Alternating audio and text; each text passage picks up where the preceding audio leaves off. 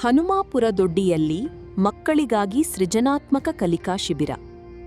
ಚನ್ನಪಟ್ಟಣ ತಾಲೂಕು ಹನುಮಾಪುರದೊಡ್ಡಿ ಗ್ರಾಮದಲ್ಲಿರುವ ದೀಪಿಕಾ ಮಧು ನಿವಾಸದಲ್ಲಿ ಇಂದು ಮನೆಯಂಗಳದಲ್ಲಿ ಚಿತ್ರಕಲಾ ರಂಗವಲ್ಲಿ ಕಾರ್ಯಕ್ರಮದಡಿ ಮಕ್ಕಳಿಗಾಗಿ ವಿಶೇಷ ಕಲಿಕಾ ಶಿಬಿರವನ್ನು ಆಯೋಜಿಸಲಾಯಿತು.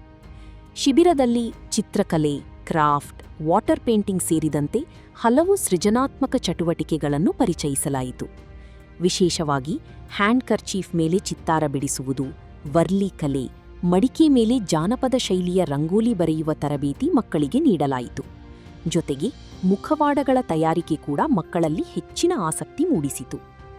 ಇದೇ ಸಂದರ್ಭದಲ್ಲಿ ಹಾಡುಗಾರಿಕೆ ಮತ್ತು ಜಾನಪದ ನೃತ್ಯಗಳನ್ನು ಮಕ್ಕಳಿಗೆ ಕಲಿಸಲಾಗಿದ್ದು, ಅವರ ಸೃಜನಶೀಲತೆ ಹಾಗೂ ಆತ್ಮವಿಶ್ವಾಸವನ್ನು ಹೆಚ್ಚಿಸುವ ಪ್ರಯತ್ನ ಮಾಡಲಾಯಿತು. ಶಿಬಿರದಲ್ಲಿ ಭಾಗವಹಿಸಿದ ಮಕ್ಕಳು ಉತ್ಸಾಹದಿಂದ ಎಲ್ಲಾ ಚಟುವಟಿಕೆಗಳಲ್ಲಿ ತೊಡಗಿಸಿಕೊಂಡು ತಮ್ಮ ಪ್ರತಿಭೆಯನ್ನು ಪ್ರದರ್ಶಿಸಿದರು.